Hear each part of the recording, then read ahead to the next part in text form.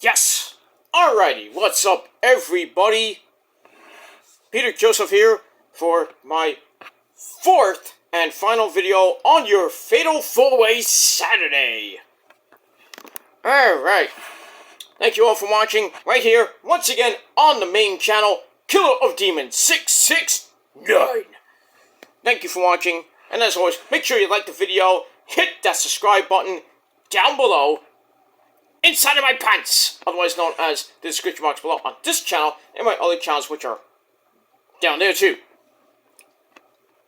So, do that, and don't forget to follow me on social media, Facebook, Twitter, and Instagram, and share the video all over the internet, and most importantly, tap and slap that bell. I think we all know what to do with it. Smack that bitch around a little bit.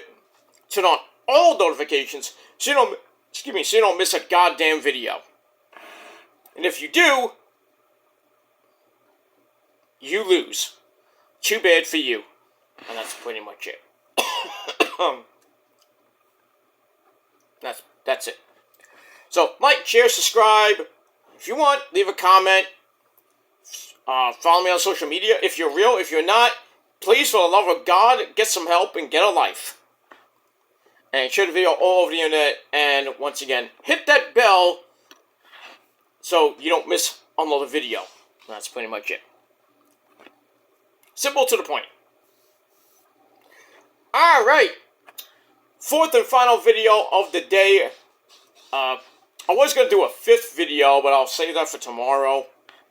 I'm going to talk about Jimmy Buffett, who passed away today at the age of 76. Legendary singer who sang Margaritaville. Had a couple of other hits. But mostly we all remember him from, Margaritaville. So right now, he's singing Margaritaville in heaven. I wonder if he's looking for his lost shaker of salt, if you know what I mean. He's wasting away down in Margaritaville. Yeah. Not too, so we move on with that. And, Jimmy Buffett passing away, so that kind of sucks, because, I like the song. It's a good song. He has other songs, but that's the only one I like. Rosa likes that song. She actually sang karaoke to it. Really bad. Jesus Christ. Don't tell her I said that. She knows, but whatever. But anyway, Rosa's not the most popular singer in the world, but she can sing, but not that well. But it is what it is. I have a much better singing voice because I have the silver tongue, if you know what I mean. But I digress. In any case, so yeah, Margarita, Jimmy Buffett, rest in peace. I would hopefully do a video tomorrow, because I got Collision to do, I got Collision to do, I got that video to do, I'm gonna do another Fatal 4-Way on your Sunday, so, lot more videos to come, my friends, lot more videos to come, so you gotta hit that bell, because if you miss any of those videos, if you're SOL, and you know what that means, ha ha ha! That's pretty much it. If you don't know what SOL means,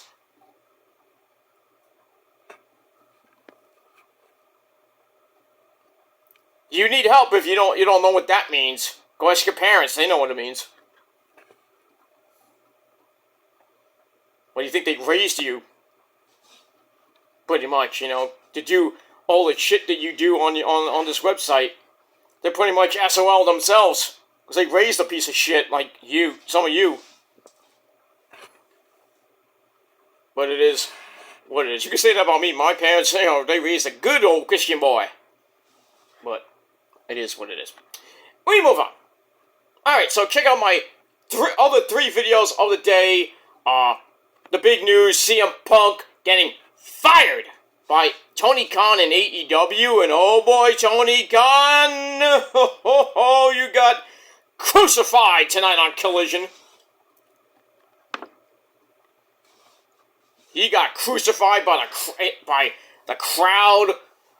He opened the show with a statement saying I fired Phil for my safety, for the safety of the people that work here, So basically, he kind of, he was running damage control, no pun intended, with the group, So Tony Khan tonight on Collision ran damage control, and let the fans know that CM Punk no longer on Collision anymore, no longer on in AEW.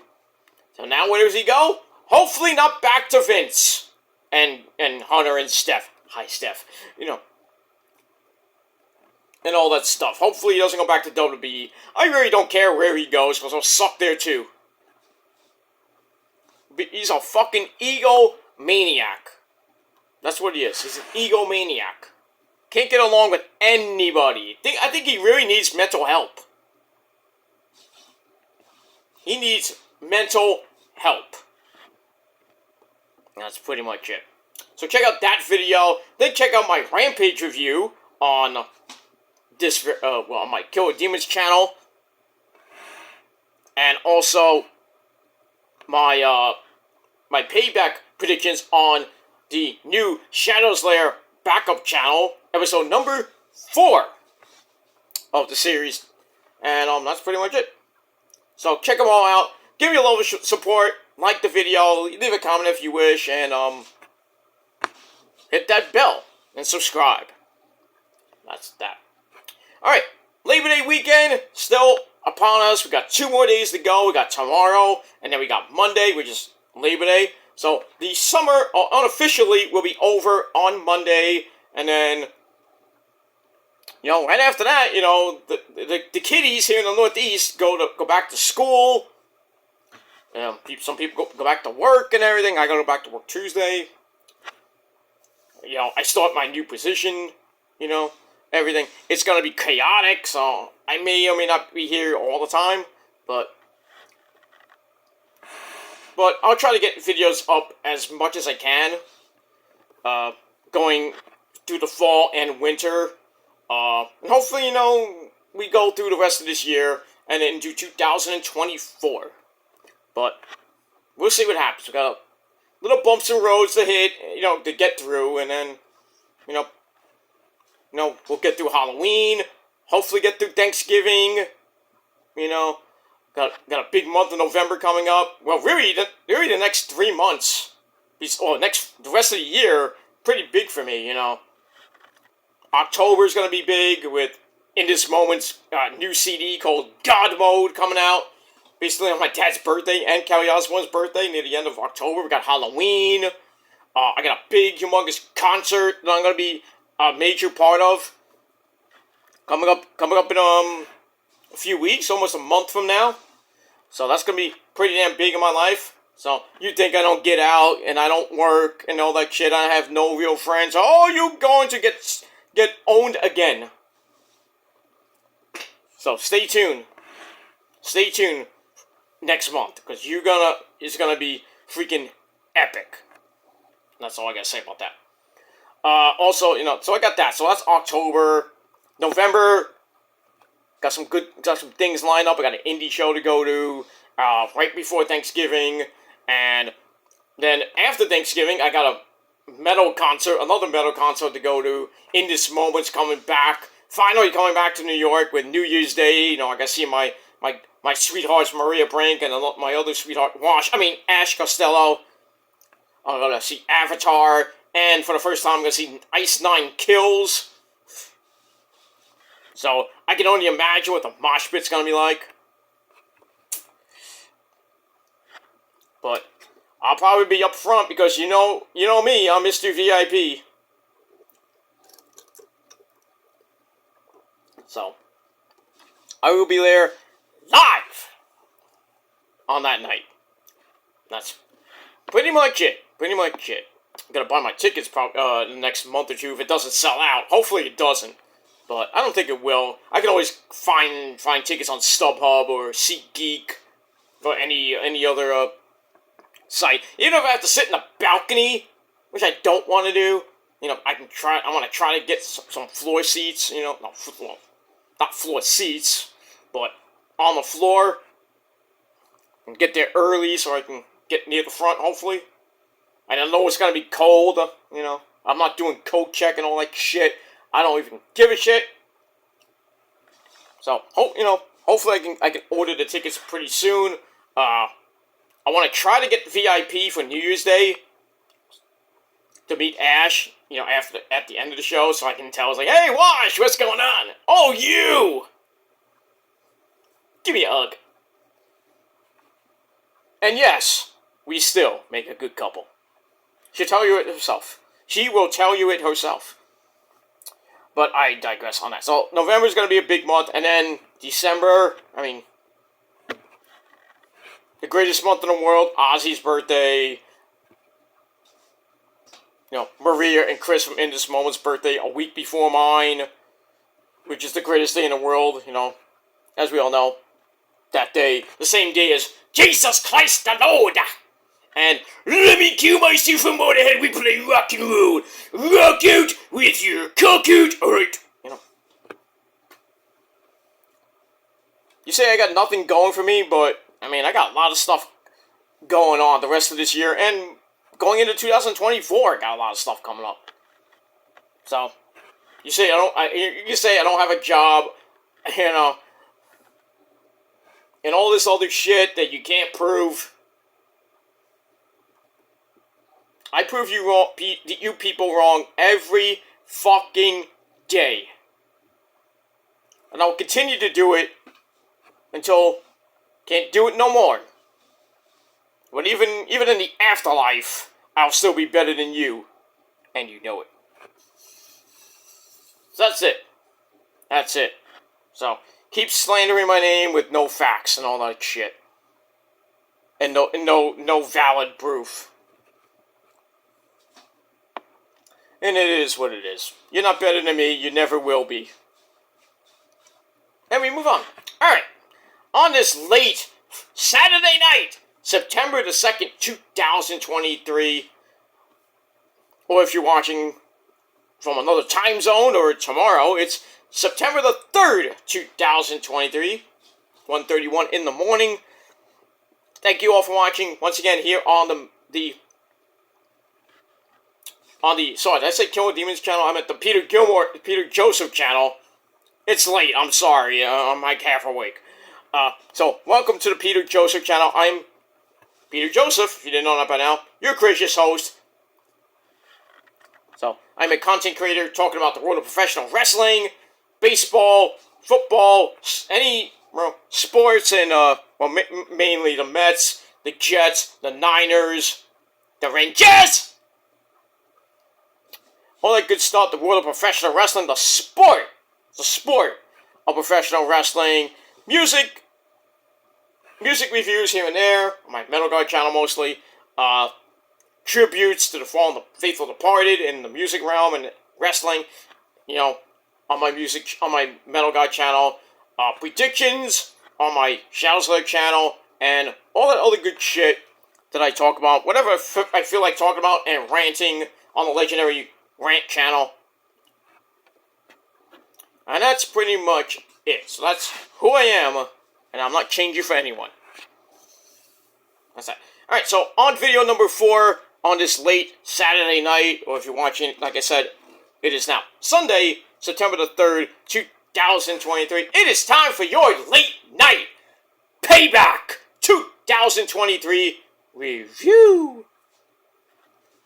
Alright, so the 2023 edition of Payback was a pretty damn good show from Pittsburgh, Pennsylvania.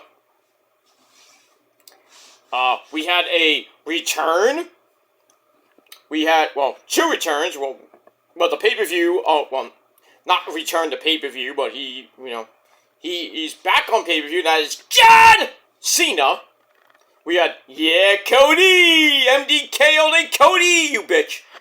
We had a segment with I Did It, Grayson Waller, which saw a certain somebody come back. I think we all know who it is. And in the main event, we had Seth freaking Rollins against Shinsuke Nakamura for the World Heavyweight title. And that's pretty much it. We had title matches. One changed, I think, which was just shocking to me. Well, not totally shocking, but shocking they actually did it. But we'll get to that and a lot more. So leave your thoughts and opinions down below about Payback at the end of the video, and that's pretty much it. Alright, let's get into it. Let's not waste any more time. So we've got a lot of stuff to do tomorrow. So I want to finish this off and maybe have a late night snack and then go to bed and that's pretty much it. So we had a long night, so it's been a long day, been a long night. I'm tired. And that's pretty much it. Alright, so we are from the PP Paints Arena in Pittsburgh, Pennsylvania, and our commentary team of Corey Slaves and Mitchell Cole. So we got all that.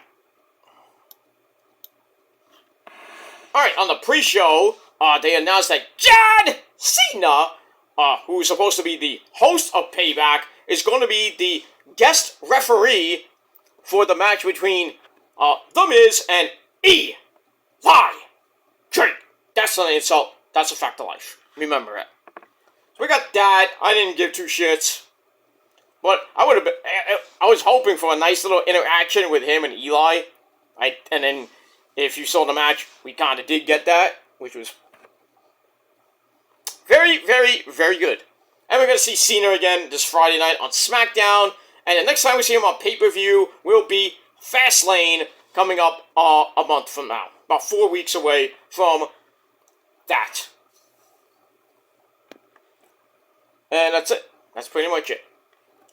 So that's the next and last time we will see John Cena on your TV screen, on your pay-per-view TV screen, or wherever you watch it. Alright, so we start off Payback with an opening video talking about how this was started a long time ago. Now it's time for some payback. So we got some good looks at the matches that are on the card. 6 matches. I'm surprised they go 6 matches in a 3.5 hour show. You don't see that every day. But in any case, we get that. Alright, after that, we start off with a recap of the feud that will hopefully will end tonight, and it did. And that is the feud between the lovely Trish Stratus and the man, Becky Lynch. Where it started after WrestleMania, went through the summer, should have had that. Really, this match should have been at SummerSlam, but it got bumped for some stupid reason. And Zoe Stark comes in, hangs out with Trish, now her protege. And then they had the Falls Count Anywhere match this past Monday. And the second match, which really went nowhere. And then Adam Pearce had to come out. Had to come and tell Trish and Zoe that we're going to do this again for the 3rd time. This time, inside of a steel cage, brother. So we got that. Trish claims she paved the way for everybody. Basically did. And wants recognition. Becky points out that she got further than Trish ever did on her own. Trish says, I'm the best of my generation, but this is a new generation. No, not that era from 90 to 95 that almost killed the WWE. So now it's time to end this feud. And the only way they could do it, well, besides Hell in a Cell, would be inside of a steel cage. Alright, so we get to match number 1, Trish versus Becky inside the cage. You can win by pinfall, submission, or escaping the cage. So, kind of traditional cage rules. We got that. And then we see in the crowd, the beautiful, vivacious, my sweetheart, Daddy's girl, the NXT Women's Champion, Tiffany Stratton, watching along. Daddy! Yes, sunshine, yes. Did you see me out in the crowd? I was cheering the girls on. Yes, sunshine, I saw you. You look lovely. Oh, thank you, Daddy, so much. Can I have your credit card? Yeah. Here you go, sunshine. Go have fun. Thank you, Daddy. Bye! You gotta love her. You gotta love Tiffany Stratton. But god damn you, Marcel Barthel. Damn it. You know they're going out, right? To quote Dolph Ziggler, it should have been me. Damn you. Marcel, you better treat her right. I don't have to come kick your ass. Just saying. Just saying. Daddy's little girl doesn't want a schmuck like you. She thinks she wants a real man. Like me. But I digress. Alright, so match was pretty brutal. Starts out with Becky with some Bexploders. But then Trish comes back with an elbow to face. And then she sends Becky into the cage. Ow. Grabs a spine buster to cut off Becky's comeback attempt. Then we get a double fish hook. That keeps Becky in trouble, and Becky's like, ah. And Trish is like, cheese. Anyway, Becky manages to ram Trish into the cage a few times. Goes for the disarmer, but it's a little bit too early for that. So Becky is sent into the cage a couple of times. Ow. Trish then uses the sexy Matrix move to get off a clothesline attempt, only to have Becky drop a double leg drop onto Trish's stomach. Clever counter. Then she rams Trish again into the cage wall a few times. Then she goes up top and hits the Famouser in the ropes for a near fall. Ow. But Trish gets Trish gets back up and starts beating away on Becky in the corner. Becky slips out and hits a power bomb for a near fall. To get back up, Becky gets sent into the cage, and Becky did have a little bit of blood around her eye, so we saw some blood, not crimson mass blood. We'll get to that later. With a certain somebody named Kevin Steen. But a little bit of blood on Becky's little eyebrow area around the eye. Not too bad. Alright, so they get back up after that powerbomb by Becky for a near fall. They get back up. Becky gets sent into the cage. And then Trish sets up a Widow's Peak. And she's like, yeah. That's something I haven't seen since Rui Victoria's done it. Gets a near fall out of that. Big ups to Victoria. I love you. I love you, Lisa. I love you, Lisa Marie Vaughan. I love you, Victoria. Met her a couple weeks ago. Very very, very memorable moment for me, meeting her, getting a picture, which is on my social media. But some of you people can't see it because, you don't need to, because you're douchebag trolls. Too bad for you. It's only for my real friends. And I got a lot of them. And some of my fans. My fans, you understand? My fans. But anyway, get that. But, meeting Victoria, I told her that she should be in the Hall of Fame with Gail, Mickey, Melina. She gave me a big hug and a smoochy smooch. Then we talked about, she liked my jacket, my In This Moment vest that I have. It's over there. Yeah, it's over there somewhere. And then we talked about, I told her, In This Moment, basically saved me from suicide. She gave me another hug and says, you're not alone. And that was pretty much it. Had a great time. She was watching, during, at the end of the show, she was roaming around, and she took some pictures in the ring. I didn't take a picture with her again in the ring, and, I just waved goodbye, and that's it. Moved on. But great time meeting Victoria, and, I met Zaya Brookside there at the same show, and, can't wait to meet, Taya Valkyrie at the big event coming up in November. But we have that, and we move on. So, not Make-A-Wish stuff, none of that, just right place at the right time. And that's it.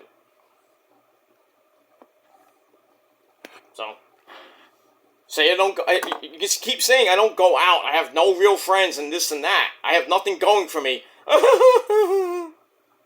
You don't know me very well, do you? So keep flapping your mouths and your vaginas because that's what you are, a bunch of flapping vaginas. That's what you are. That's what all you are, flapping vaginas. You'll never be better than me because you're not. Immature little boys. Grown man talking here, so respect your elders, bitch. That's that. We move on. Alright, so after she hits the Widow's Peak for a near fall, Trish hits that. Becky misses something off the top, gets caught with satisfaction, guaranteed for another near fall. They go back up top. Trish hits a super bulldog for a near fall. Then she starts staring at the camera, and we see this big, humongous welt on her head, on her forehead.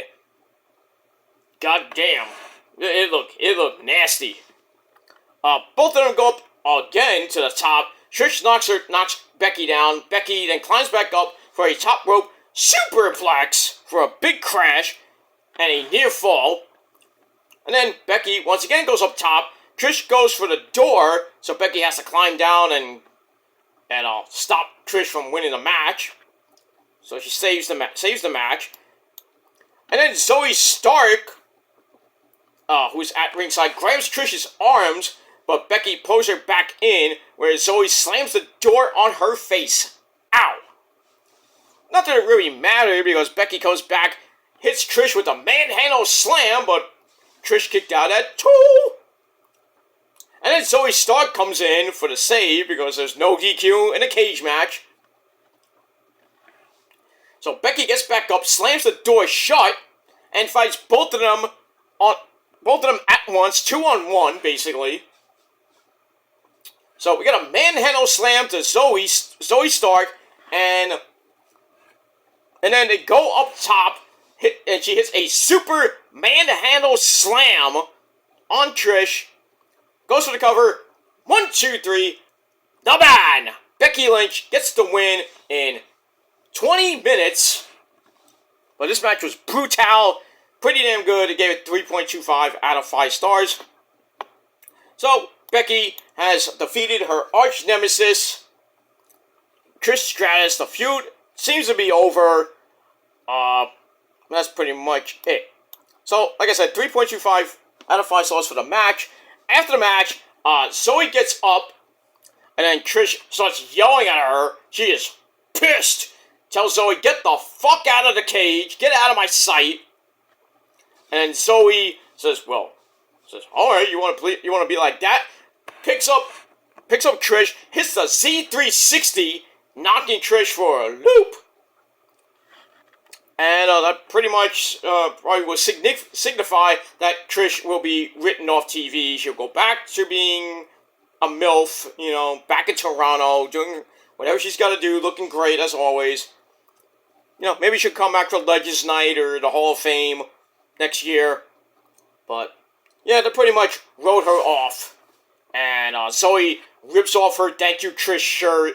Seemingly, I think she's turning face now, or maybe she's still heel. I don't know. But she turned on Trish and lays her out inside the cage, and that's pretty much it. So we'll see what happens with Zoe Stark, as we move on. And we'll find out what Becky has in store for her and what her future is. And that's it. We'll see Becky in a little bit. Let me move on. That's that.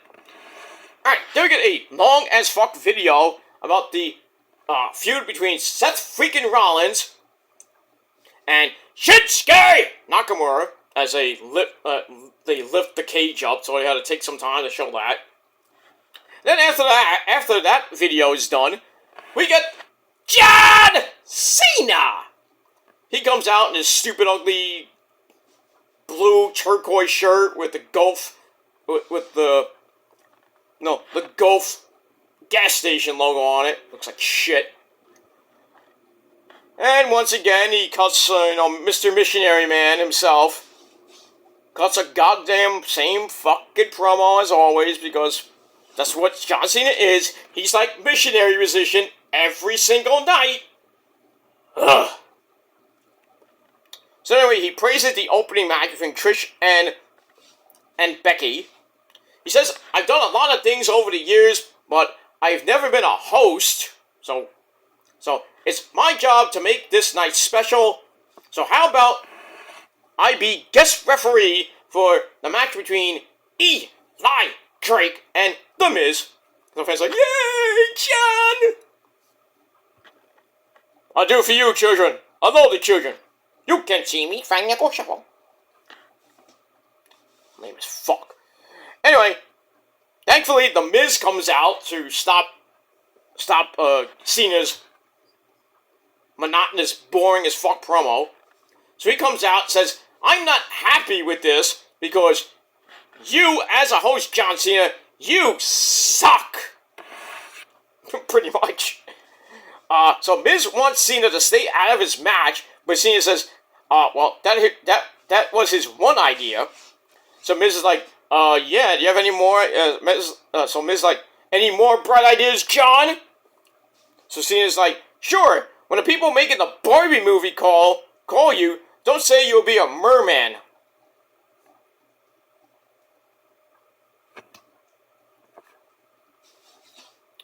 That was like two freaking references in one.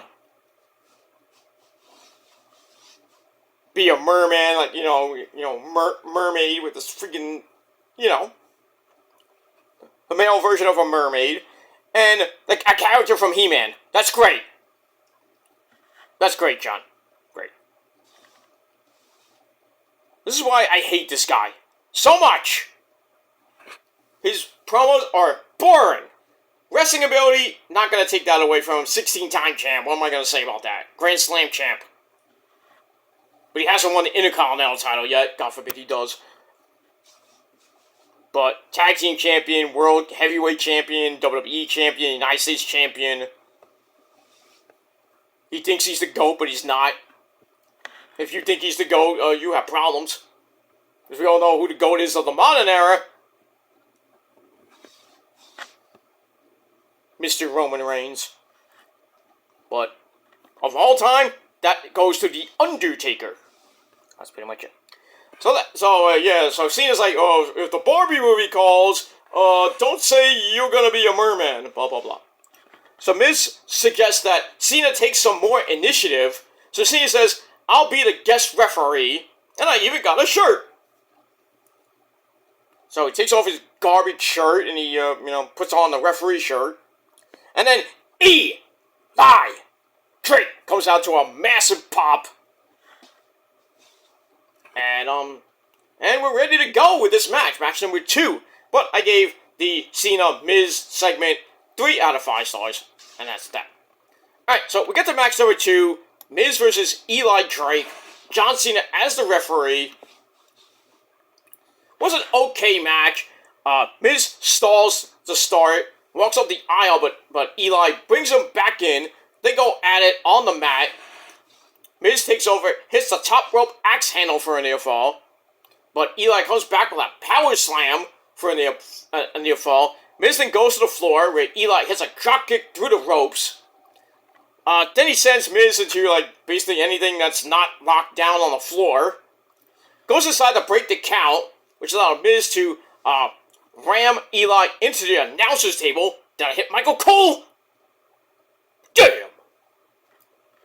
Anyway, but that little momentum didn't last long. Eli jumps onto the barricade for a clothesline on the floor to take over. They go back in. Eli hits a running clothesline before stomping away on Miz like a government mule in the corner, and Cena's giving Eli the 5 count. Then he has to push Eli away, and Eli starts yelling at. Well, he starts yelling at Eli to get him out of the corner and everything. Eli just gets in his face, starts talking shit, and goes, "Yeah!" right to his face, which allowed Miz to get a cheap shot in. Then a coat breaker out of the corner gives Miz a near fall. Then we get a little 1905 chin lock by the Miz. Then the ever popular yes kicks. A la circa Bryan Danielson. Speaking of Bryan Danielson, he came back tonight on Collision, basically taking Punk's place on Collision, and he is going to be taking on Ricky Starks tomorrow night at All Out in a scrap match, which was supposed to be Ricky Starks and Ricky Steamboat. But you think Ricky Steamboat, 70-something-year-old Ricky Steamboat, is going to go into a match like that? I don't think so. So, Ricky Steamboat called out Bryan Danielson. Well, he said he announced Bryan Danielson. Bryan Danielson comes out. The fans are going like, what? They were shocked. I was shocked. I was like, oh yeah, we haven't seen Danielson in a few months. After Forbidden Door, we didn't see him. After he basically broke his arm in that match with Okada. And now he's back. Now he's basically taking Punk's place and going after Ricky Starks. Should be a pretty decent match tomorrow night. I think with the stipulation, I think the stipulation stands with the scrap match. I don't know if Ricky Steamboat will be there, but we'll have to see what happens with that. I wonder what music Mr. Bryan Danielson is going to use tomorrow night. Is he going to go with his, Flight of the Valkyries theme, or are we going to hear the ever popular, Final Countdown that we heard at Forbidden Door by Europe? I don't know if Tony Khan can get those royalties again, but you never know. You never know. We'll see what happens with that. Alright, so Miz hits the yes kicks, keeps Eli in trouble, but he suplexes his way out of trouble. We got a jumping neck breaker and a middle rope bulldog. Drop the Miz, and then a running boot by Eli gets a near fall. Miz comes back with a Miz DDT for a near fall. Goes for a spinning DDT out of the corner. Eli hits that, gives him a near fall. Miz then grabs a fruit roll-up with the rope for a near fall. And then both almost hit Cena for a referee bump. But Miz grabs the Skull Crusher finale. He hits it for a near fall. And then Miz gets up and he tries for his own Right knuckle shuffle, you can't see me. And tries for that, but delays, because, Cena's kind of like, you son of a bitch, don't do it. So that delay causes Eli to come back with a big-time power slam, and then he does the Eli Drake, boom, yeah, elbow. He hits that, then it's all over for the Miz as Eli picks him up, hits blunt force trauma, the BFT, finishes him off in 15 minutes, 41 seconds. So Cena did count, he was kind of fair, right down the middle of that, like Bill Alfonso would say. So Eli gets the win. That makes me happy. And that's pretty much it. So, match was alright. Gave it 2.5 out of 5 stars. After the match, gets a little bit interesting. Cena goes up to Eli, raises his hand, and he offers a handshake to Eli. Eli says, "See, you almost cost me the match there, John." So he's like, "Well, I'm not shaking your hand, bitch. I'm out of here." There you go. So, are they maybe teasing an Eli Drake John Cena match and maybe a promo on SmackDown this week? We shall see. We shall see. And that's it. Alright, after that, we got a recap of the Austin Theory Rey Mysterio feud. That will culminate with our next match number 3 for the United States title, in a rematch from SmackDown. So they go through the whole thing where they had the tournament for the United States title, number 1 contender, which Rey and Santos were in the finals, but Rey got hurt, and Santos won the finals and went on to face Theory, but Theory, messed up Santos' leg right before the match, and Rey took Escobar's U.S. title shot, and won the title a couple weeks ago. Now we get the rematch, so we get that. So we get to match number 3, Rey Mysterio defending against Austin Theory. This was a pretty good match. We had the rest of the LWO come out. Santos Escobar, Raul Mendoza, Joaquin Wilde, and the lovely, vivacious Queen herself, Queen Zelina. Vega. Salina Vega. Ooh, muy caliente. Pretty much it. Alright, like I said, pretty damn good match. It starts off fast and furious. No pun intended. Ray takes Theory into the corner for some right hands. Cole starts listing off Ray's career accomplishments like we needed to hear that, Cole. You idiot. Then Theory cuts off Ray with a clothesline and a running version of a clothesline in the corner to make it a little bit more worse for Ray. Theory grabs a suplex and hits that, goes for another one, and gets counted into a small package for a near fall. Then a swinging sleeper drop. Sets up a basic chin lock on Ray. Theory starts whispering something to him. I don't know what it was. I think I know what it was. Dominic's not your son. Pretty much. They get back up. Ray is sent chest first into the turnbuckle. Ow. Then Theory starts to go after the mask. Maybe try to rip it off. I think we already seen Ray without the mask. I don't think we need to see that again, but... In any case, that gets broken up. Ray hits a top rope moonsault to drop Theory. And we get a double down. Ray sends Theory outside for the slimy tornado DDT. Then they get back in the ring. We get a top rope seated senton splash by Ray for a near fall. Theory then grabs a torture rack and hits a powerbomb out of that for another near fall. Goes for 8-town down. He missed. Theory then comes back with a rolling drop kick. But Ray comes right back with a basement drop kick for another double down. Ray gets up and puts Theory in position for the 619. But he connects with the 619, goes for to drop the dime. And Theory got his knees up. Theory then tries for 8-town down again. But it gets reversed into a victory roll. 1, 2, 3, Rey Mysterio, booyaka, booyaka, retains the United States title in under 10 minutes.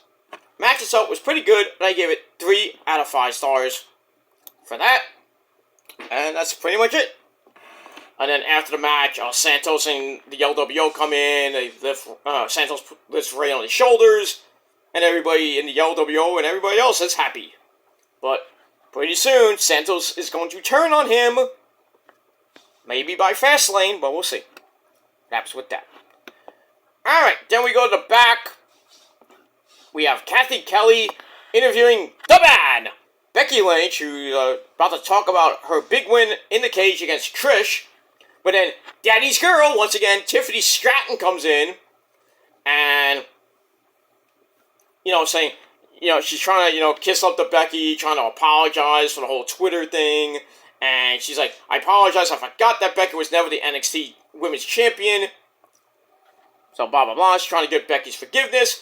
Becky suggests that Tiffany focus on her title defense, but maybe she'll see her sooner than later. So Tiffany's like, Daddy!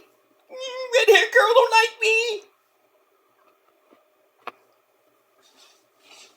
Don't worry, sunshine. She's not to be worried about.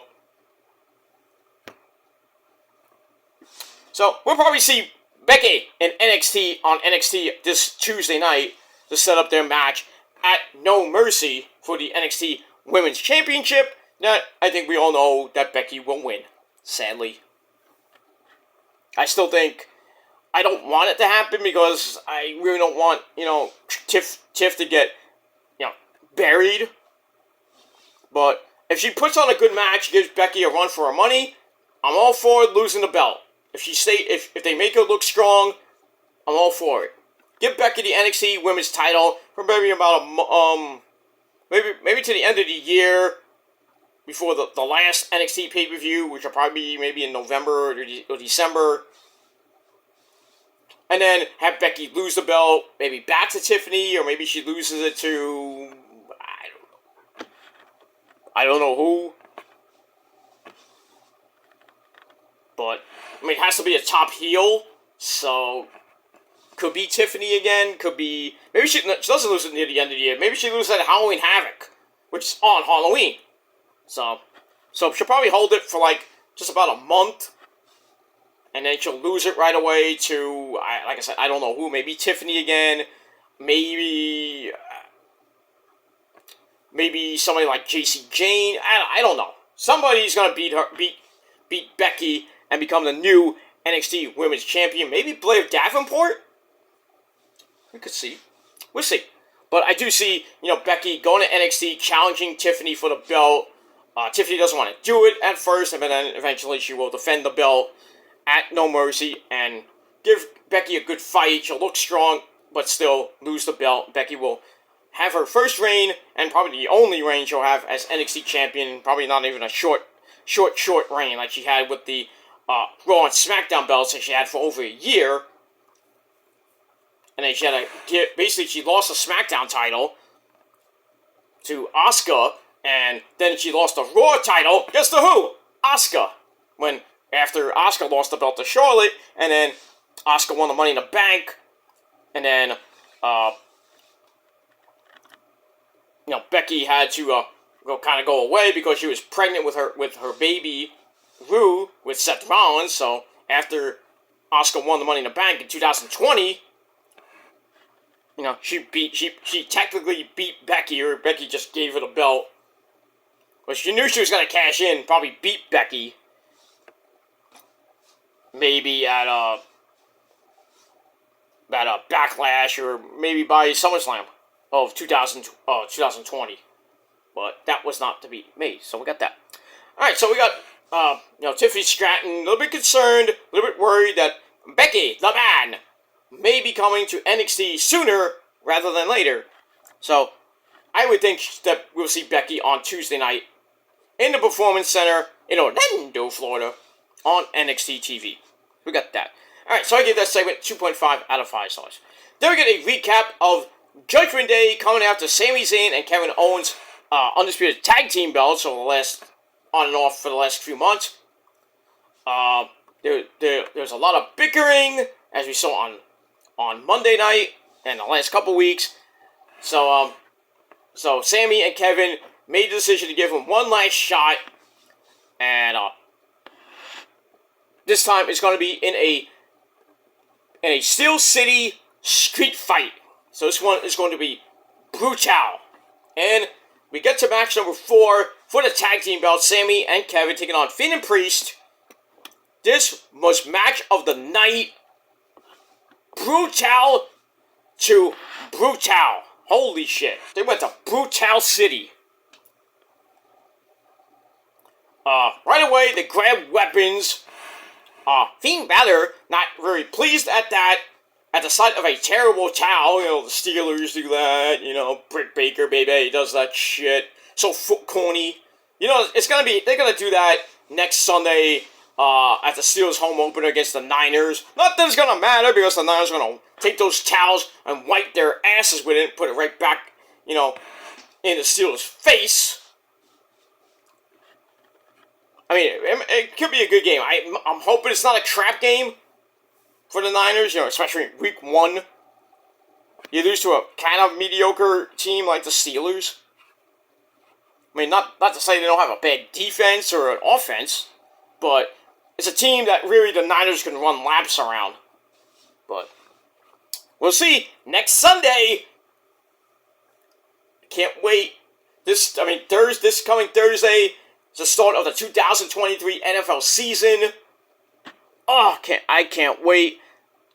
We got the Chiefs against the Lions. I think that game is in, I don't know if it's in Detroit or it might be in KC. If it's in KC, they're gonna do the whole celebration. They're gonna raise the flag for the Super Bowl victory, give out the rings and shit.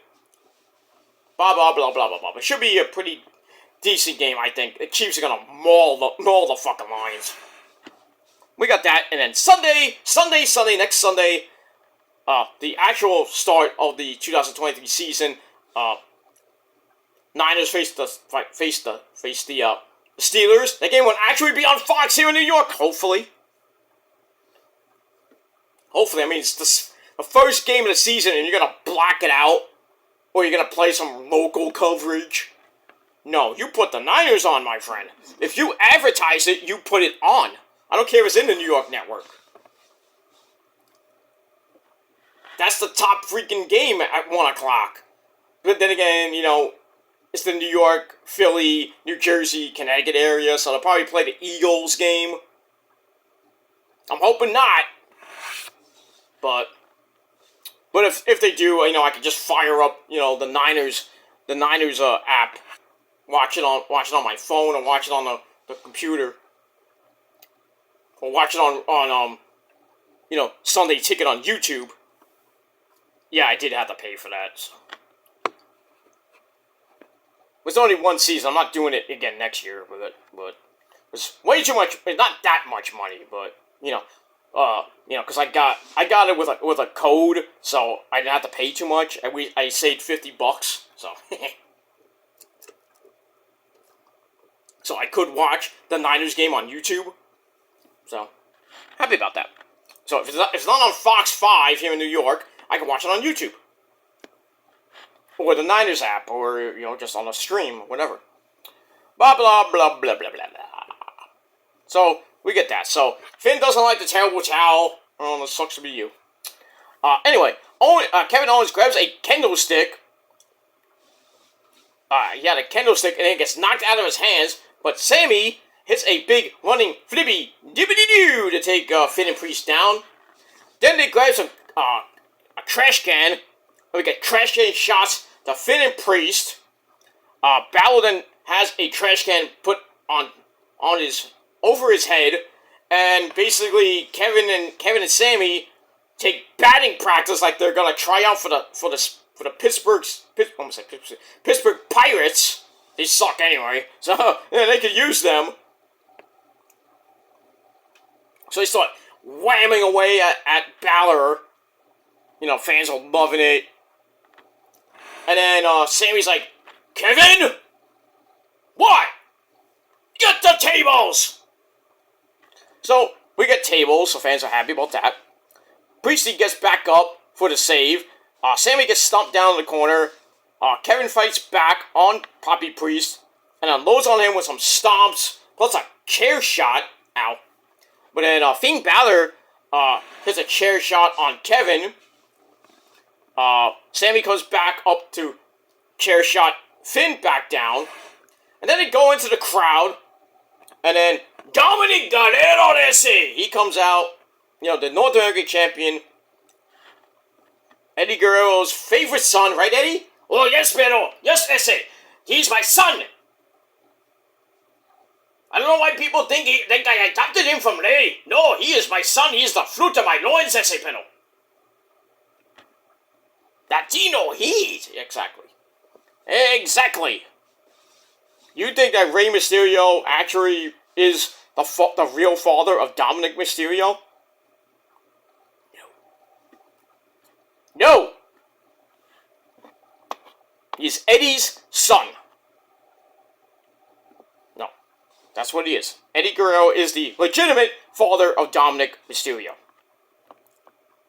And that's it. We move on. So Dom comes out to help take the champs down. Then we get a huddle, and then we see Kevin Owens is busted wide open, crimson mask. So we got a lot of blood, not as much as Moxley would bleed, but Kevin's bleeding a little bit. Sammy comes back with a Pittsburgh Penguins jersey, and he gives one to Kevin and some hockey sticks. So we have a Pittsburgh Penguin hockey fight at a wrestling show. I mean, hockey is starting in a couple weeks with preseason hockey. So they grabbed that. And then, I don't know what the hell Michael Cole was thinking. He said that the Pittsburgh Steelers are the champs. What? Somebody slap Michael Cole for me, please?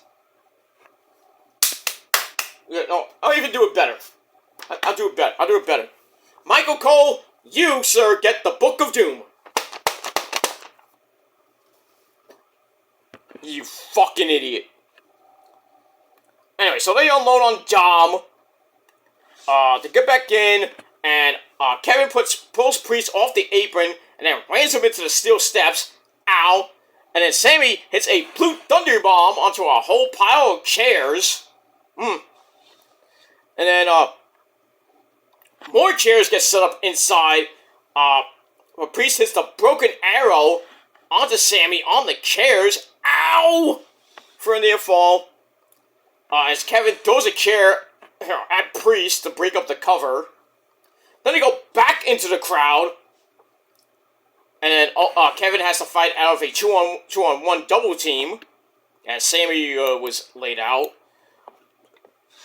But Sammy comes back in for the save, dies off the kickoff show desk,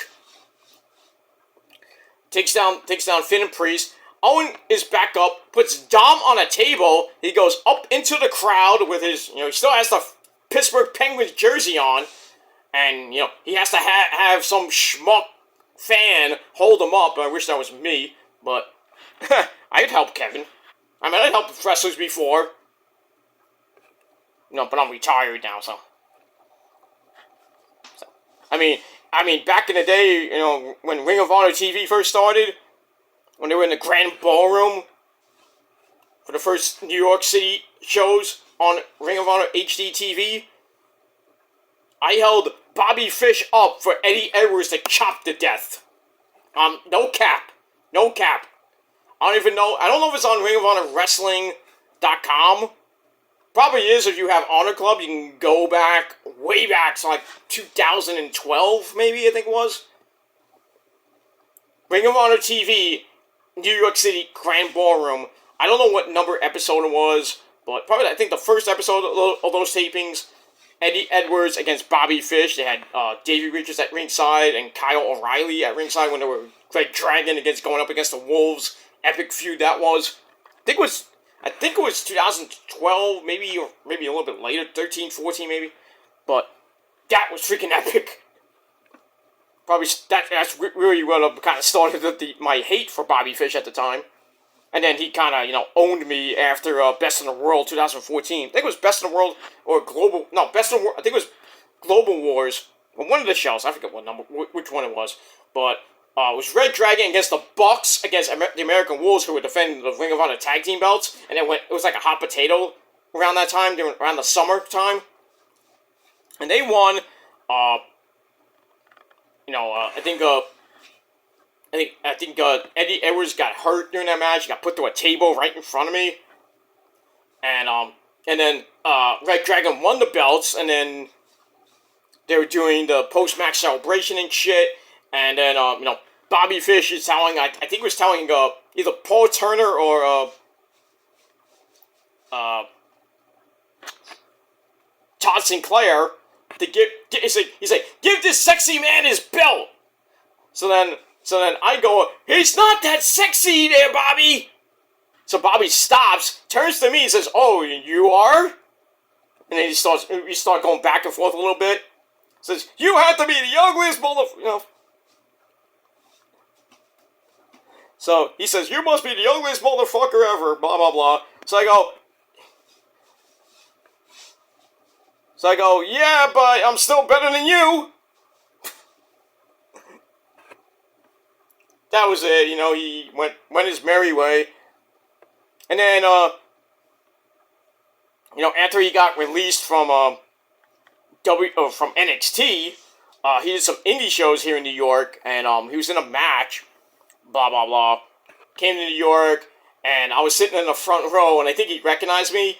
And I was like shaking. I was kind of tentative to, put up my hand so he can slap my hand. He slapped my hand, and then I met him after the show, and I said, I'm sorry about that whole time, and, in Ring of Honor, I had to remind him and everything. He says, oh, I remember that.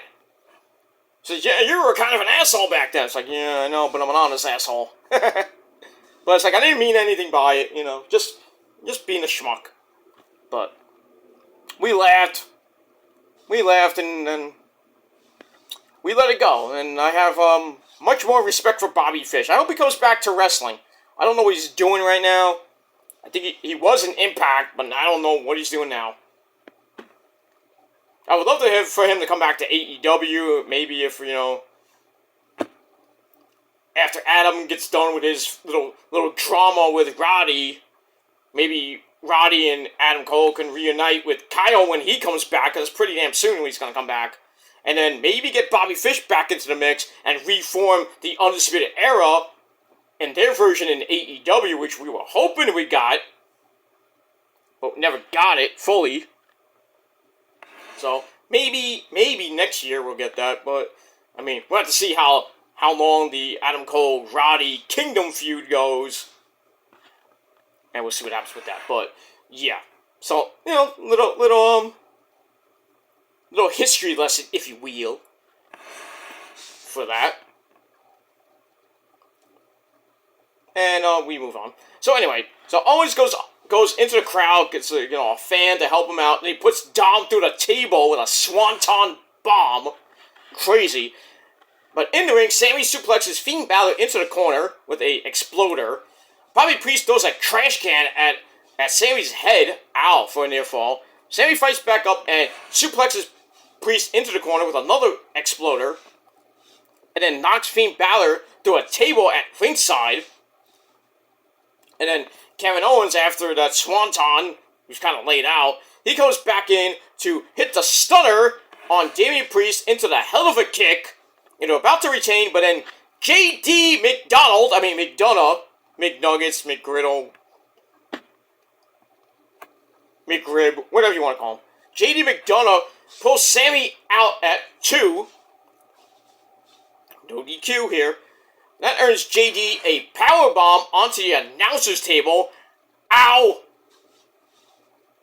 I think it broke. I don't think it broke. It just powerbomb. Ow. And then Mommy Rhea Ripley comes out. Why not? She spears Owens through the barricade.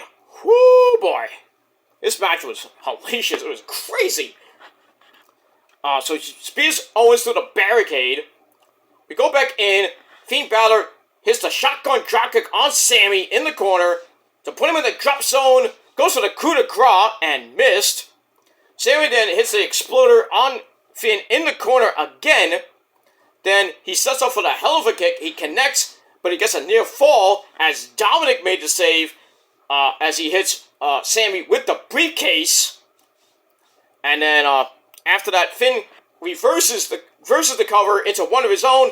1, 2, 3, we have new undisputed tag team champions. Finally, Sammy and Kevin are no longer the champs after winning them at WrestleMania. So, a almost 5-month reign as the undisputed tag team champions. That all comes to an end thanks to Dom, thanks to Mommy Rhea Ripley, thanks to JD McDonough.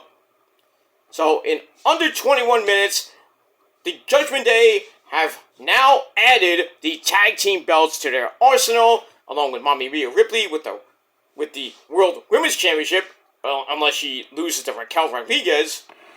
And we have Dom as the North American champion. Don't forget, Priest is still Mr. Money in the Bank. So, if he chose to cash in tonight, he could walk out with 2 belts, really technically 3. Well, it is 3, because he has a SmackDown and Raw belt, so he could have walked out triple champion. But we'll get to that in a little bit. But I'm not too surprised that they pulled the trigger with Finn and Priest, even though they have some miscommunications going on with JD McDonough. I don't know how that's going to work out. I'm hoping that Finn and Priest stay champs for a little while before they break up the Judgment Day a little bit, and JD McDonough takes over for Finn or Priest. But we'll have to see what happens with that. But this match was great. Superior, great, brutal, blood, just on Kevin Owens' face.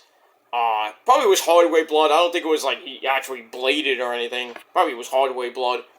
But in any case, we did see blood, motherfuckers, and pretty brutal, violent ECW, like nice homage to Terry Funk, the right way, not the way that we saw on SmackDown last week with the Street Profits and who are they facing? I forgot, it was the Street Profits and against somebody, I forget who it was. But that match was supposed to be a Terry Funk Hardcore Invitational, and really wasn't until like really near the end where the Street Profits won, where they put when they won the match by hitting their finisher through a table. This was more brutal than that. This should have been the Terry Funk Hardcore Invitational, not that match on SmackDown last week.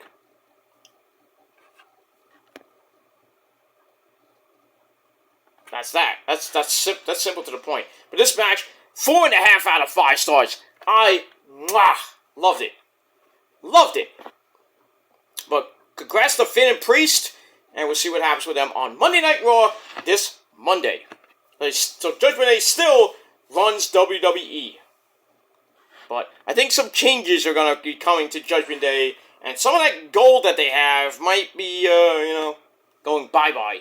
And I think the first one will be Dom when he loses the North American title to either Ali or Dragon Lee at No Mercy. But we'll see what happens with that. And we move on. Alright, after that we get to the I Did It, Grayson Waller and the Grayson Waller effect. So he comes out and says, my guess is a lot like Pittsburgh in that neither of them can ever finish a story. Ooh. The last few years we haven't had a freaking champion in Pittsburgh. Especially the Penguins stink, and the Steelers stink. No more Big Ben Roethlisberger anymore. The Pirates have sucked for years. I mean, Pittsburgh's just a shithole. Kind of like Philadelphia. And if you think about the Bronx, we're that team that plays in a dump. Yeah, I'm wearing a Mets shirt because I can say that. Yeah, the Mets are in last place. So we're the Yankees. All that last place too, right? Mets kind of freaking gave up another goddamn game tonight. Had to come back not once, not twice, but 3 times. We're 7-7 going into the 9th, and guess who blows it? Fucking Ottavino. That fucking bitch. At least Mauricio is still hitting the ball hard. DJ Stewart on his freaking late season tear. Another home run tonight. He's tied the game. Vientos hit a home run. Lindor hit a home run. But, some stupid mistakes near the end of the game. That fat schmuck, Vogelback. The ball to the warning track. And he tries to stretch it, a single into a double, and got thrown out by 5 feet because he's a fat fuck. You can't run. Right there, Scott? He's fat! The son of a bitch is fucking fat. I know. I'll make him bleed. I know. Calm down. Calm down, Scott. Calm down. Scott's fine, everybody. He's fat! Yeah. That guy is fat. And he needs to go. He sucks. Yeah, you got the game-winning hit last night. Whoop-de-goddamn-do. Whoop-de-doo. You got a freaking big hit last night. But you stare at freaking balls down the fucking middle all the fucking time. What are you looking at? Hit the ball. I don't care if it goes 5 feet. You're not going to make it to first base. It was a waste of a fucking move last year. They got him and NyQuil last year. Not NyQuil, but it's Naquin, whatever his name is.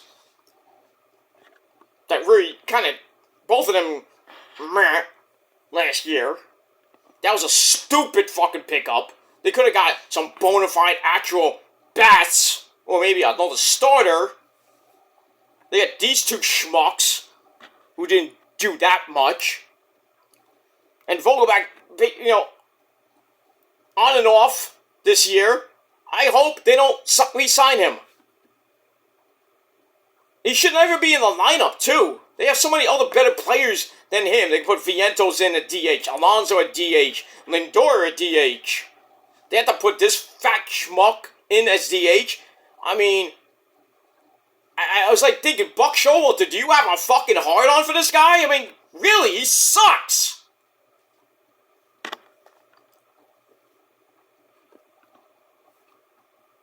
I mean, if the Mets get Ohtani, if they get Ohtani, you know he's going to be pitching, and he will be a DH. He's the DH right there. That is your bona fide DH. But if they don't get Ohtani, I would definitely put DJ Stewart in as a right fielder / DH. Maybe get Cody Bellinger that we're talking about on Twitter today. Let's get Cody Bellinger so he can play outfield and be a DH. I would be happy with that. Former Dodger. Former, I think he played for the Colorado Rockies. Pretty damn good player. As I would say. Consummate professional baseball player. So if they can get him, that'd be nice. But get Vogel back, or as I call him, Cheeseburger. Get him out of here. Get that fat fuck out of here. I'm not fat shaming the guy, but the guy cannot run for shit. Can't hit for shit.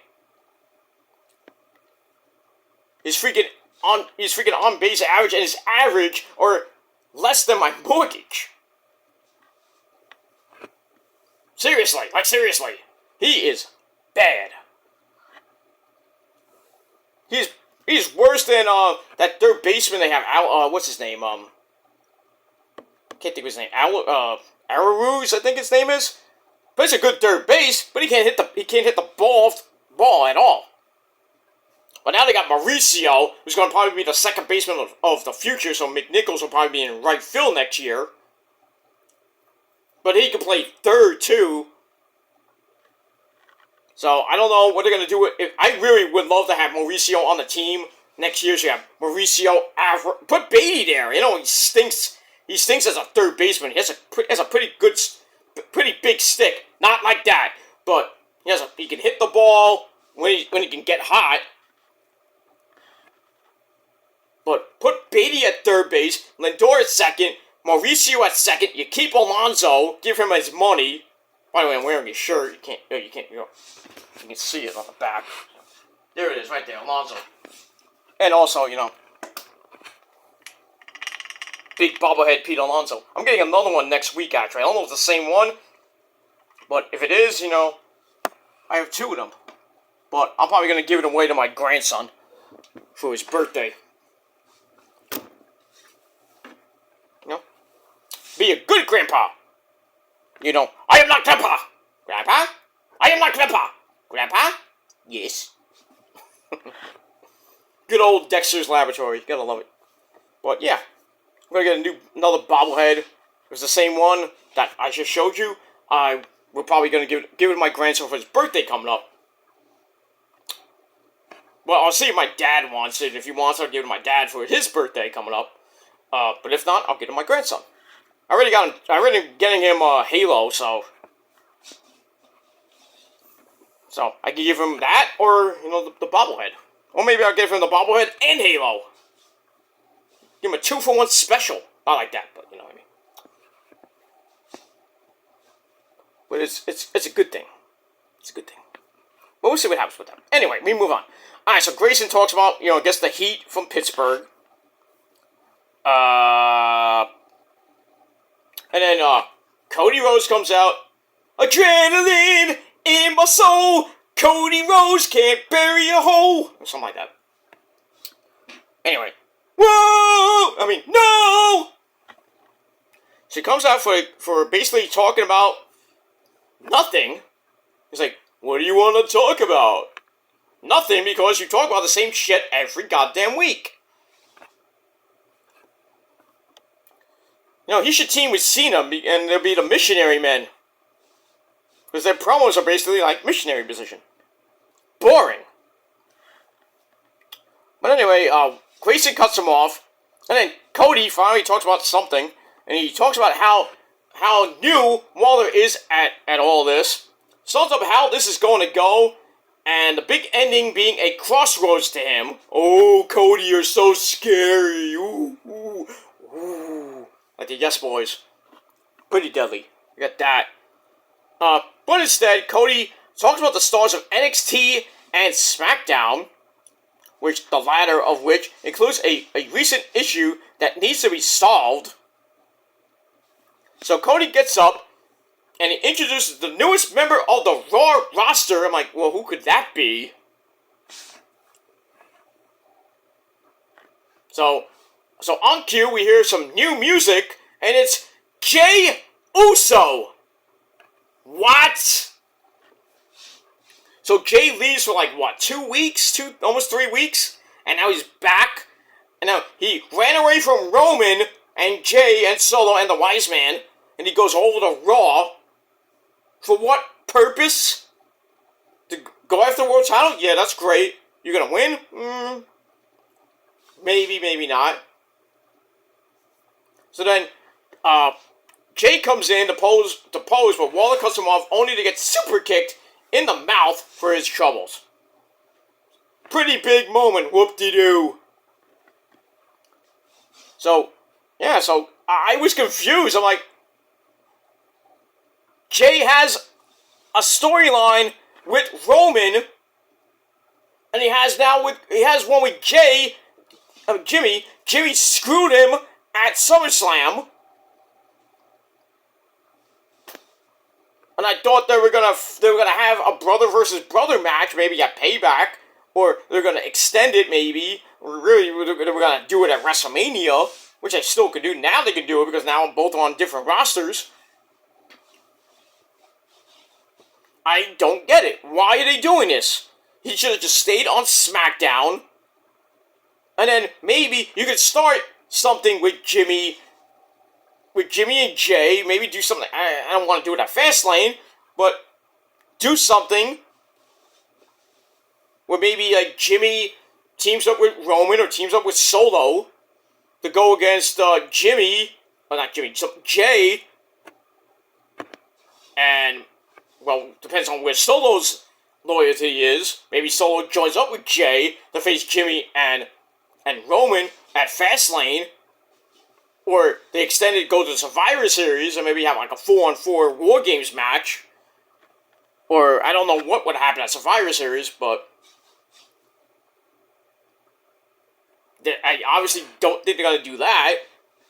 People talking that Jimmy's going to win the Royal Rumble or Jey wins the Royal Rumble. I doubt that, but they'll be both in the Royal Rumble and one of them cost each other the match, and then we have them announce that they're going to fight brother versus brother in the city of brotherly love, Philadelphia, at WrestleMania 40.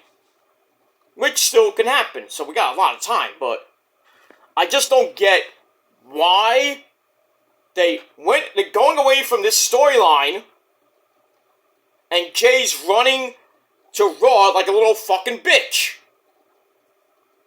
I mean, are you scared of your own brother there, Jey?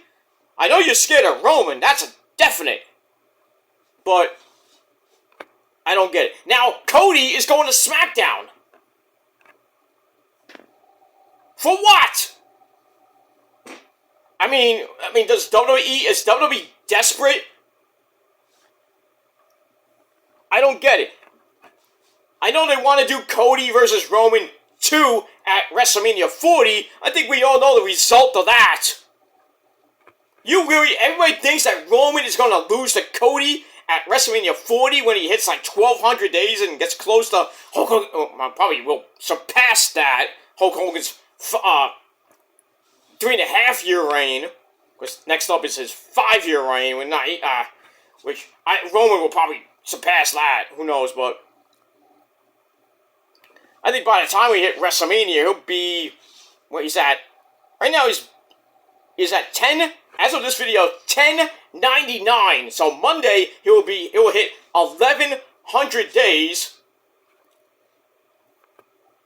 and then by Friday it'll be 1105. So he's only got to go another 145 days as champ, which will hit by WrestleMania, or maybe a little bit before, or maybe around WrestleMania, maybe after. But in any case, you really think that Cody is going to stop this monumental reign that's basically in the 4th inning?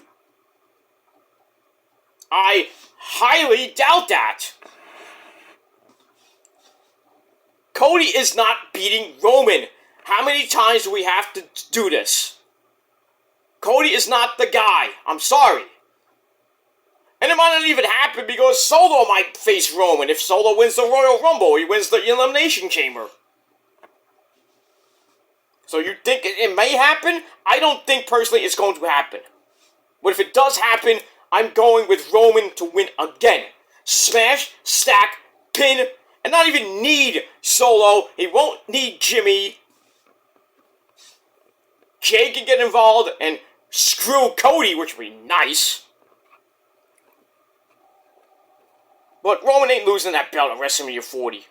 I know that people saying the Bloodline storyline is kind of getting corny, it's getting repetitive, and it's getting boring. I mean, like I said, it's getting boring 3 years plus now.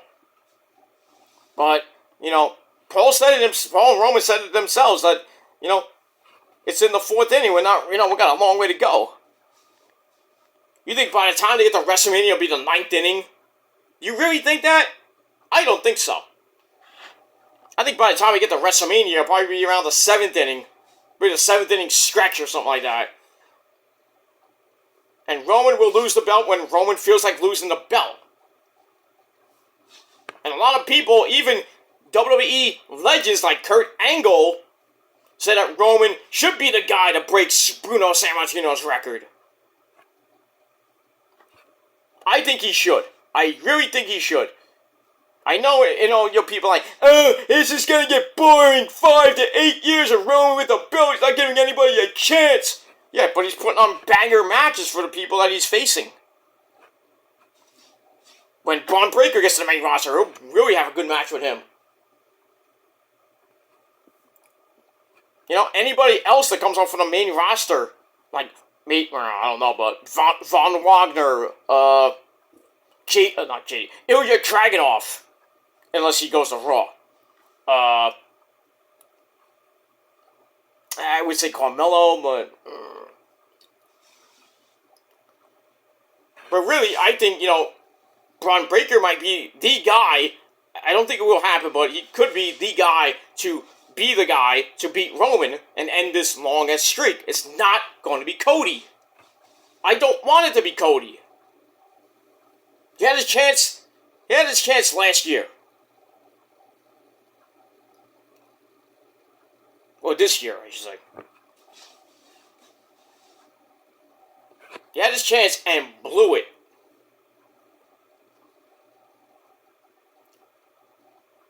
That's it. That's it. You had your chance, Cody. You want to do this again, you're going to get the same treatment in promos that Roman's going to annihilate you in, and he's going to smash, stack, pin you again. So your story will never end. Or finish. It will never finish, Cody, so stop it. And all you stupid Cody Rhodes dick riders need to stop it. Get some help.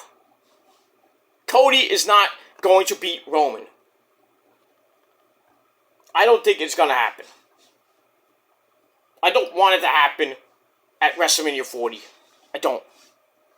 If Roman wants to lose that belt, let him lose it on a 4-year anniversary, his 4-year anniversary or 5-year anniversary.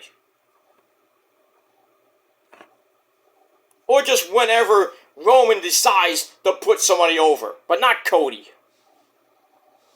If it's anybody, I would think maybe it might be Solo.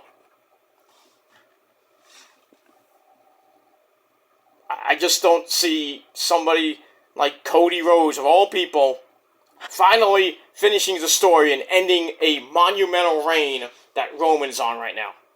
I can't see it. And I don't want it to happen.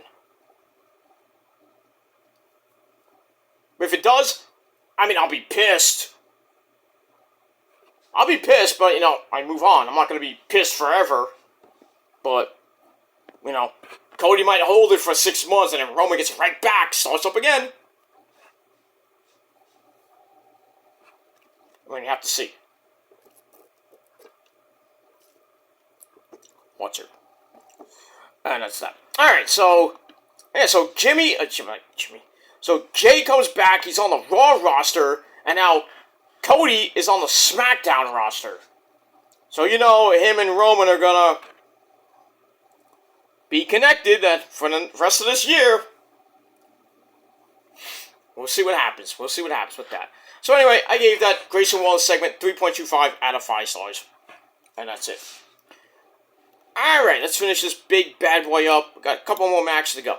Alright, so we got a recap of the Mommy Rhea Ripley feud with her and Raquel Rodriguez. Rhea taking out Raquel's knee a few times. Raquel is trying to get back to face her and get a match with her, but she wasn't medically cleared. Then she finally gets medically cleared after Rhea takes out her best friend Liv Morgan, pulverizes her shoulder, and lays her out for a couple months. I think Liv Morgan is going to be the one to beat Mommy Rhea Ripley, and it's going to happen at WrestleMania. That's what I think, but we'll see. So Raquel comes back, on a crutch, and then beats her up and says, I'm medically clear now, I'm going to fight, Chiquita, So healthy. So we're going to get this match number 5. And this is a pretty good match. Both women killed it. I mean, if you haven't seen them in NXT and their matches they had in NXT, which were brutal. This one was another good match. So we get that. So we get the big match intros, the traditional intros. So they start off fast and furious. They trade power shoves. Really nothing going there. Raquel Rodriguez picks up Rhea for a trip to the floor, where Rhea gets in a quick neck snap. Ow. Get back in. Raquel is sent into the corner, where she blocks a whip into the corner with straight power. Then she gets Rhea up for a slam, but Rhea is back with a running clothesline and then some right hands. He slowly stomps away at Raquel before snap-marrying her into a seated abdominal stretch, circa 1920. Then a little more of a rest period with a front face lock. Keeps Raquel down, but Raquel manages to power Ripley off. They get back up, and we get some clotheslines to rock the champ. And there's a fall-away slam. Then she hits the middle rope spinning elbow. Goes for it. Gets broken up. Rhea goes up top with some headbutts, where Raquel knocks her down. And then she hits the middle rope corkscrew elbow. Then they get back up. Rhea gets in a face plant, sets up a running knee for a near fall. Goes for a riptide. It gets blocked. Raquel drops her throat first on the top rope. Ow. Rhea goes back to the bad knee, and then knocks in the prism trap, but that gets broken up. We get a power slam by Raquel, gets a near fall, but Rhea Ripley, once again, being the smart champion, goes back to the injured knee. They go to the outside. Raquel hits a powerbomb against the ring post. Ow! That had to hurt. And then, guess who? Dominic Guerrero S.A. He comes out, because he has to be with his mommy, he's gonna be with his mamacita. So that's all fine with Raquel, who gives him a running power slam. Come on, leave Dom alone. Anyway, Rhea gets up, kicks the knee out one more time, and that was it. Mommy Rhea Ripley hits Riptide. 1, 2, 3. She retains the World Women's Championship in over 17 minutes. Match was pretty decent. I gave it 3 out of 5 stars. So, Mommy Rhea Ripley is your winner, but Raquel said in a digital exclusive interview that she is not done with Mommy Rhea Ripley yet. So, maybe we get a rematch at Fastlane. Maybe Dom's barred from the ring. Maybe they put him in above the ring. I don't know. Somehow, someway, Raquel is gonna have a fair fight with Mommy Rhea Ripley. Maybe at Fastlane. I would think Rhea Ripley is gonna beat her again and continue on to the rest of the year. Go to WrestleMania and most likely lose to Liv Morgan, who I think may win the Royal Rumble. If not, Asuka. One of those two, I think, may win the Royal Rumble. But we'll see when we get to the Royal Rumble in late January 2024. I don't even know what it was going to be. They haven't announced it yet, I don't think. I know it's September the 3rd. They're not going to announce it 4 months in advance. But probably be in some big stadium. I would do it maybe at Allegiant Stadium in Vegas. That's a big stadium. It can hold like 75,000 people at maybe 80,000. I would do it in Vegas. I mean, you got WrestleMania in cold as fuck Philly. Probably around April 7th, 6th and 7th. Probably, maybe cold. Who knows?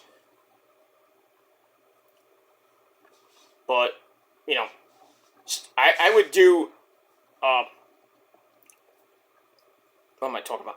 I would do Royal Rumble in Vegas at Allegiant Stadium.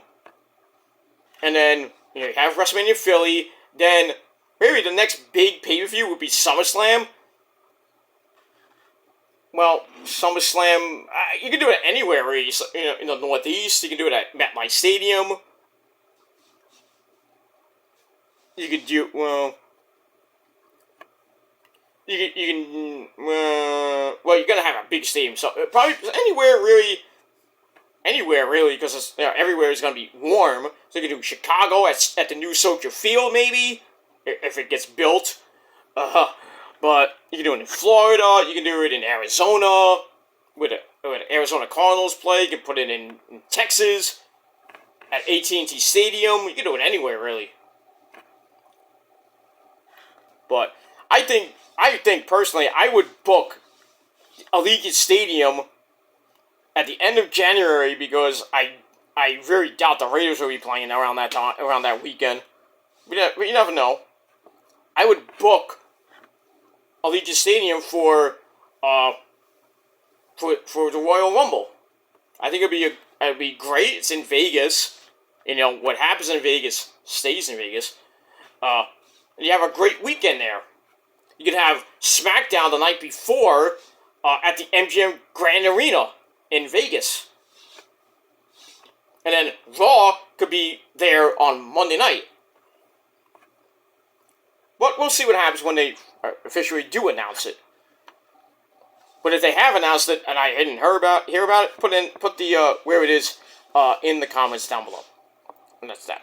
Alright, so Mommy Rhea Ripley beats Raquel Rodriguez, retains the World Women's Championship with help from Dom Dom, and the match I gave 3 out of 5 stars.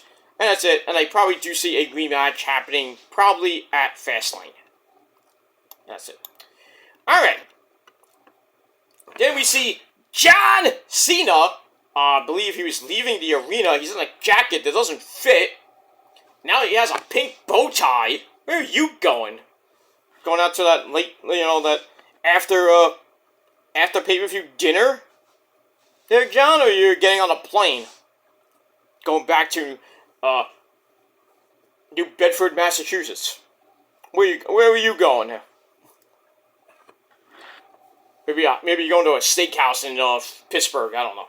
But anyway, so he looks like he's about to leave. Then he talks with the Judgement Day about their win, their big win, their big night. There's no trouble in the ranks and insists that they are stronger than ever. Well, we'll have to see what happens with that on Monday Night Raw. So, kind of interesting to see Cena interact with them. Don't know what that could mean or what it could mean. But we get that. And that's it. Alright, so I give that 3 out of 5 stars. Then we go to your main event of the evening after a beautiful video package for Shinsuke Nakamura against Seth freaking Rollins for the World Heavyweight Championship.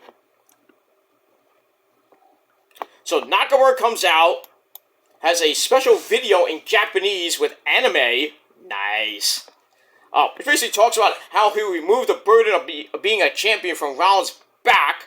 And as an added bonus, we see the Great Muta, the Hall of Famer, the Great Muta. He's in the crowd to watch, and I was thinking that he might get involved in the match. Maybe Shinsuke will pull the trigger and Shinsuke will win. But anyway, pretty decent match. Nakamura goes after the arm to start. Rollins reverses into a hammerlock. Takes him to the mat. Grabs a kind of messed up, broken STF. Which really didn't go anywhere.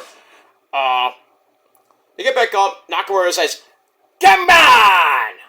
So Rollins like, okay. Starts beating him up. Nakamura gets knocked to the outside. Rollins hits a suicide dive followed by a springboard swanton as they go back in. Then he goes for another suicide dive. That connects, but Nakamura gets right back up to drop Rollins on the announcer's table. Ow. Then he hits a running knee in the corner. Drops another one to put Rollins on the floor again. Knocks in a half crab, but that didn't last long as Seth fights to his feet. Grabs a super Hurricane Rana, but his back is too hurt to follow it up. And both men stay down for a little bit. Seth comes back with a sling blade. Then he goes on top, hits the Eddie Guerrero. It's a frog splash for a near fall. So Ron's like, you want to talk about my family? Shinsuke, you want to talk about my family? Don't bring my family into this. He goes for the stomp, but missed. Nakamura hits the middle rope knee to chest for a near fall. Then the sliding Cuban suplex of doom gives Shinsuke another near fall. Goes for the King Sasha. Gets cut off with a super kick. But Nakamura gets in the triangle choke, but that gets counted into a sit-out powerbomb for a near fall. Then they go back and forth, slugging it out. Shinsuke wins the exchange, connects with a kick to head. And then both of them go up top. We get a super landslide by Nakamura for a near fall. Then the King Sasha to the back of the head connects. And then Shinsuke tries for the actual version to the front of the face, but Rollins collapsed before Shinsuke can even hit the move. And then Shinsuke picks up Rollins. Rollins gets knocked to the apron, but he comes back in for a pedigree for a near fall. And basically, Nakamura was basically knocked out. And out of nowhere, Seth hits the stomp. 1, 2, 3, Seth Rollins, still your World Heavyweight Champion in just under 26 minutes. Match was pretty good. 3.25 out of 5 stars for that. Then after the match, basically Seth is on his knees, crawling. And then he kneels in the ring as Shinsuke starts walking around the ring for a very long time. So I was thinking he was going to attack Seth after the match, and then Poppy Priest would come in to cash in, but we didn't get that. So this may go to Fastlane. Maybe we get the cash in at Fastlane, but we shall see. And that's pretty much it. So that ends that ends Payback, and now we're on the road to Fastlane, October the 7th, 4 weeks under 4 weeks from right now, as of this video. 4 weeks away, about a month away from the next pay-per-view, Fastlane. And we'll see what happens with that on Monday Night Raw, this Monday, on the Labor Day edition of the show. And then we'll see the aftermath on SmackDown. So Jay Uso will be on Raw. Don't know what he's going to do. We'll see. Maybe Seth Rollins faces Jay Uso at Fastlane. We'll see what happens with what Jay's going to do on Raw. Then we got Jimmy on what's he going to do on SmackDown, as we saw him get involved with AJ Styles, and then Solo, helped him out a little bit. We saw AJ versus Solo in the main event of SmackDown. We saw Jimmy come from underneath the ring to stop the phenomenal forearm. And then Solo won the match with the Samoan Spike. And then afterwards, Jimmy comes in. He tries to hug Solo. Solo shoves him away and goes for the Samoan Spike. And Paul Heyman's like, no. So then him and Solo leave.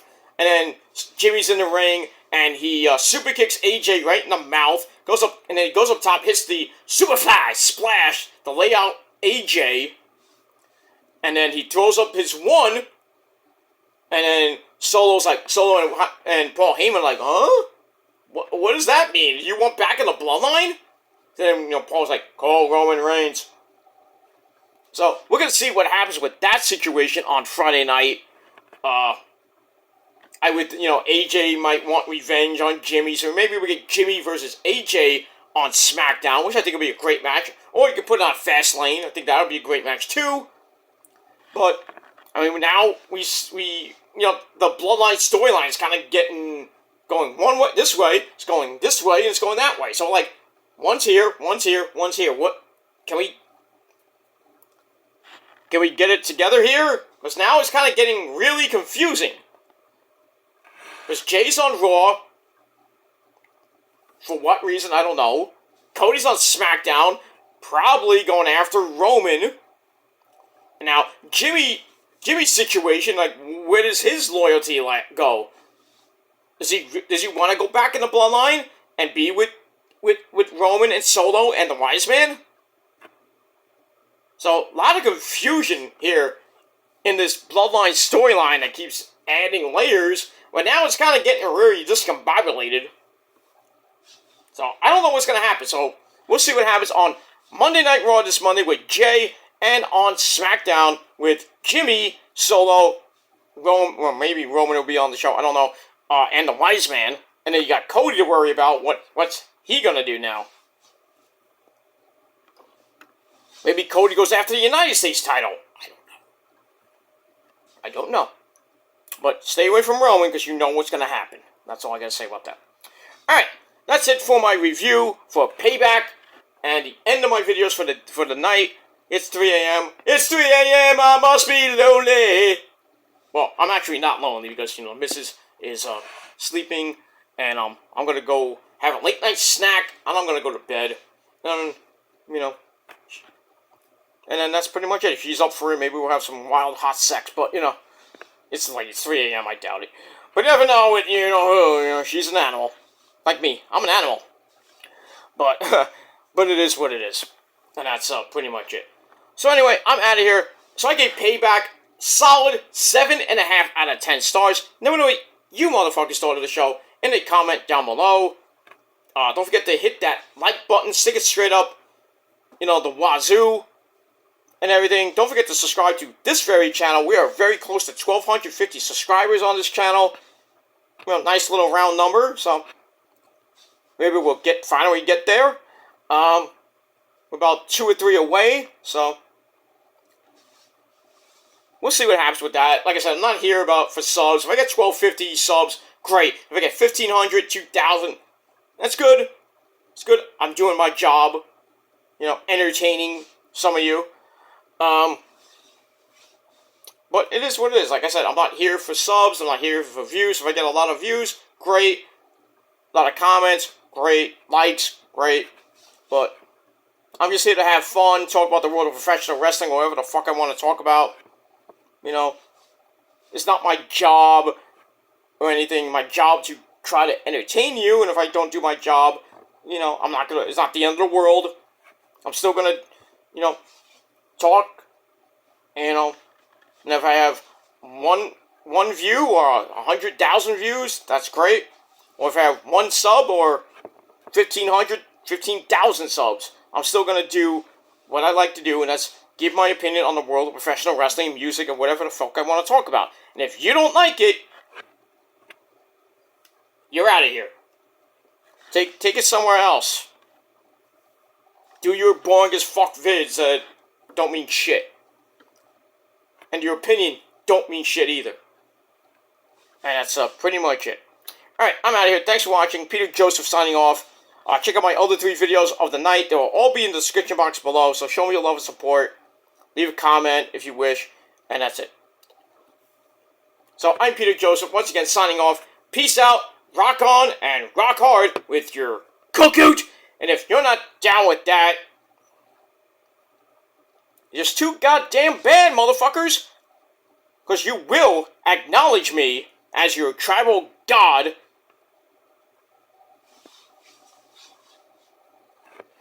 And you will acknowledge the purge, and you will acknowledge everybody else. Because if you don't, then we all got 3 words for you motherfuckers. And that is the greatest catchphrase, not even the catchphrase, the greatest 3 words in the history of the sport. And that is, fuck you, man. You can't handle it, fuck off. And that's it. Thanks for watching, everybody. I'll see you guys tomorrow. There's a lot of videos coming tomorrow. So stay tuned for that. Hit that bell so you don't miss a beat. And that's it. Until tomorrow, ladies and gentlemen. Until next time. And there will be a next time. I'm Peter Joseph signing off. Peace, bitches.